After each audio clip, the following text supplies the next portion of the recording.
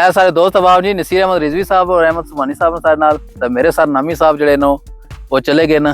यह देखो ना सामने खलते हुए क्या खाने हो जी?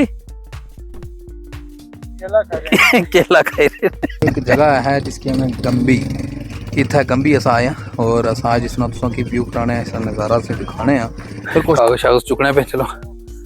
हाँ सो नीचे तू चढ़ना आया थोड़ा मुश्किल है लेकिन आ ही गए हैं उस पर।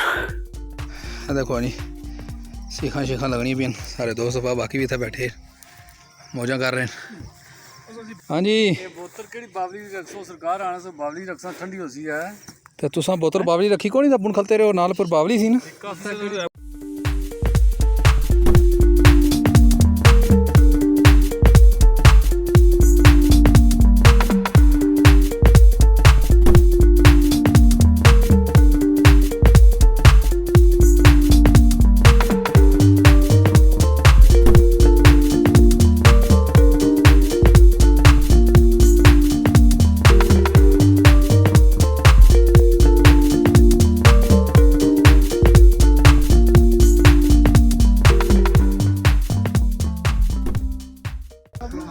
अस्सलाम वालेकुम दोस्तों, उम्मीद है सारे दोस्तों बहुत ठीक ठाक हो। सब मैं इमरान अहमद दोस्तों तक करियो सारा यूट्यूब चैनल रोही टीवी उर्दू।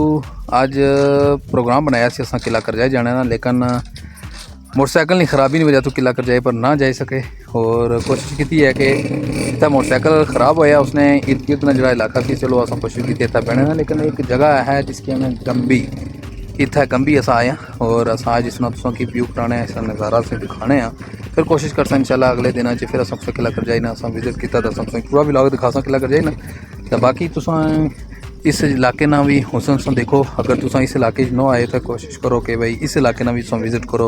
इंतहाई खूबसूरत इलाका है, बाकी मुकम्मल व्लॉग अस जरूर दिखाने। तो मेरे सामने जरा ना एक पत्थर ना व्यू पॉइंट बनाया हुआ सामने वो चढ़ी तो अस दिखाने उसके ऊपर भी कि वो किस तरह ना पॉइंट बनाया, जबकि तो पहले एक पहाड़ी होनी सी लेकिन उस कट्टी दिया उन्होंने जिसका ना व्यू बनाया है उन्होंने। लेकिन चलो कोशिश करने हैं कि वो देखने को किस तरह ना व्यू है। फिर सब उसके अलावा भी बाकी इलाका भी दिखाने हैं, उसको नीचे जब वादी बनाना जो नज़ारा वो भी तुम कराने हैं, इस तरफ जो बरोडगाले ना इलाका है वो भी तुम दिखाने हैं। बाकी इंशाल्लाह चलो जुलो सारे नाल उस उपर बाकी सब के मकामी इलाक ऊपर जो दिखाने हैं जी। ए सामने पत्थर कट्टी का उन्हीं पर लाए गए हूँ चलो देखने हैं जी। तो भाई ऊपर किस तरह ना रास्ता है, सारा कच्चा रास्ता बनाया उन्होंने। चलो फिर भी दिखाने कि ये पौड़ियाँ बनाई हैं, देखी सकना स्टेप बाय स्टेप पौड़ियाँ ऊपर ना पुरसा पुरसा चढ़ने ऊपर जाने देखने हैं फिर ऊपर किस तरह ना माहौल है, किस तरह ना व्यू है। ठीक है सारे दोस्त बाबू कुत्थे बैठे हैं वो भी जी तुम दिखाने। चलो जी ऊपर वाकई आई है ऐसा अवाम ऊपर आया हुआ मौजूद है, देखी सकना सारा व्यू सब खूबसूरत इलाका है। ये सामने कुटेरा ना इलाका जी, ये सामने बरोडगाला सु नज़र आई रहा। तो इंशाल्लाह अगर भी सुन दिखाने हैं सेरी और क्रेटा किस तरह बचना ना चाह रहे नहीं वजह मोटरसाइकिल खराब हुई।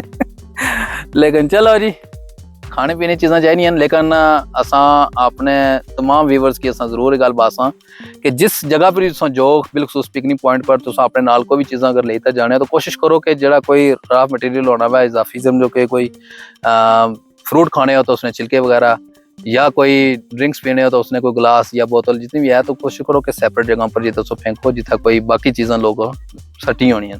तो क्योंकि पिकनिक पॉइंट एक महसूस जगह है, साफ सुथरी जगह होनी है, तो विजिट करने से लोग अच्छे उस जगह की साफ सुथरा रखना चाहिए ना। कोशिश करो कि अक्सर जिधर भी जाने अक्सर तकने कि हर जगह लोग इस तरह ही फेंकी इस तरह लगे जड़े गंद बुला सटी था जाना। कोशिश करो कि इस तरह चीज़ा की सेपरेट करो ताकि अपने हुसन की जड़ा बरकरार रखो जी। बड़ा मुश्किल है जी चढ़ाई चढ़ना, कागज शागज चुकने पे चलो। हाँ सो नीचे तू चढ़ना आया थोड़ा मुश्किल है लेकिन आ ही गए हैं उस पर। हाँ जी तो तुसा बोतल बावली रखी को नहीं अपुन खलते रहो नाल पर बावली सी ना।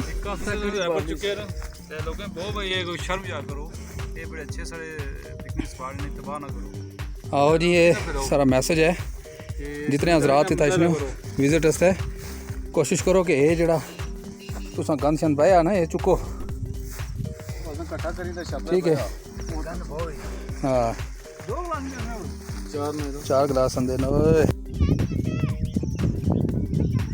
ए देखी सकने हो खूबसूरत व्यू है इस इलाके ना देखो तो कितना खूबसूरत मंजर है असर ना टाइम है और सूरज गुरूब होना पाया लेकिन फिर भी बड़ा खूबसूरत नज़ारा है यह बूटा देखी सकने हो क्या आखने नहीं पता नहीं टूसिया ना बूटा इसकी आखने जड़े लोग खाने रहे हो सो टूसे शूसे ये तुम्हें पता हो सी ये झंड है देखी सकने कुछ तो जड़ी आग शग लाई है जंगल की तो उसने हुसन की लोग ख़राब करी उन्हें वो सामने नीचे जगह जी अस पहले बैठे सो हूँ अस इस पहाड़ी ने उपर आए रहे तो चलो उपर जेदा भी मजीद सो कि व्यू कराने ऊपर ना नज़ारा क्या है